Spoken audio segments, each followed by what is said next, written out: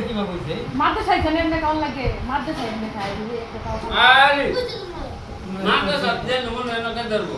এটা তরিকা বলছে দিন তোর মধ্যে একটু বাদ খাওয়া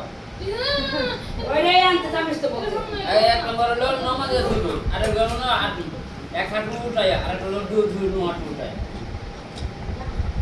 বড় ভিডিও করতেছ